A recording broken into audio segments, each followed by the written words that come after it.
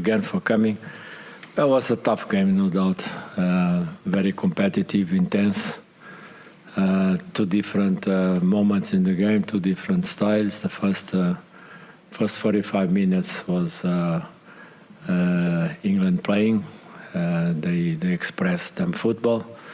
We put in place our strategic plan. It was to block them and frustrate them since the first minute until the end of the first half, which we did it. When we finished the first half, I found and I realized that the English team was completely frustrated with no solutions. The usual solutions that they use to capitalize wins.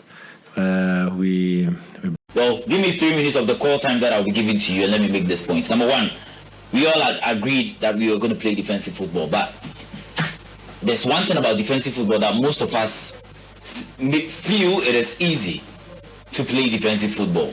It is never easy. In fact, playing defensive football as compared to attacking football varies.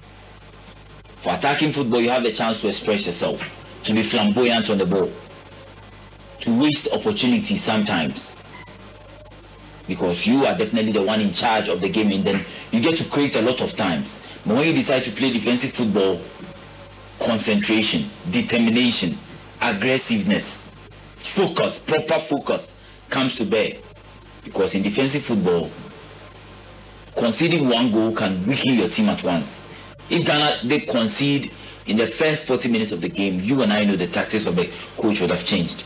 That is why defensive football places much emphasis. They place a lot of premium on concentration and then determination. You need to be 100% determined, and then you need to be 100% concentrated. That's not to say attacking football you don't concentrate. And in fact, attacking football has got a lot of variations for you.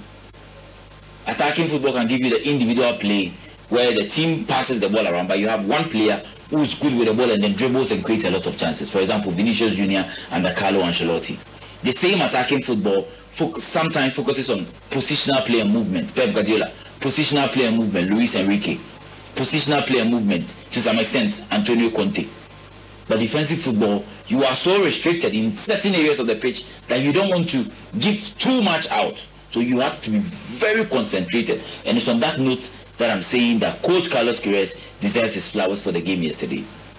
Whatever that we saw on the pitch yesterday, the images, the posture of the players, the looks on their faces told us that there's a certain new wind or new air blowing in the camp of the Black Stars.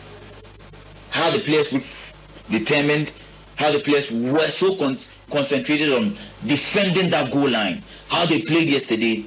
Psychologically, you need to be up there to be able to get to that level. If you want to play defensive football, everything must be right, else forget it.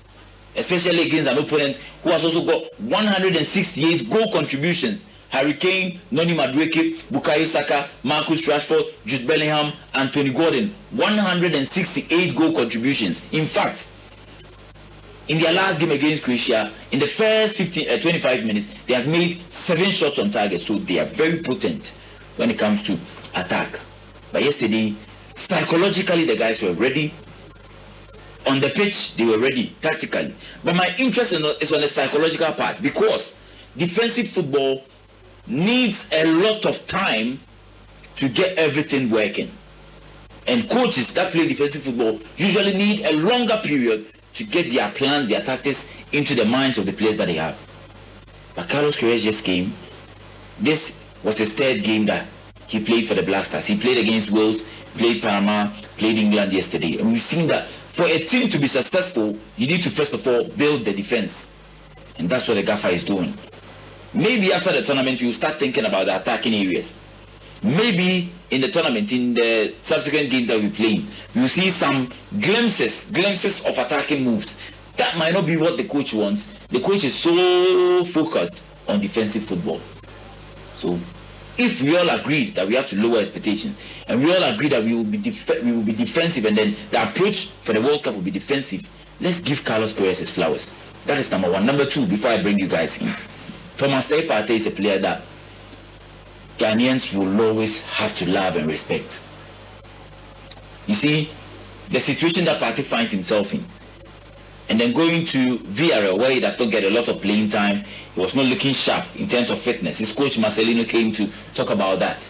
He joined the Black Stars. He was looking a bit shaken in the game against Wales. He did not go to Canada for the game against Panama, but he plays this game and gives a fine performance in defensive duties, and then in ball retention for the Black Stars. In those key moments, you saw the quality of Partey. But today I'm not going to talk about the quality.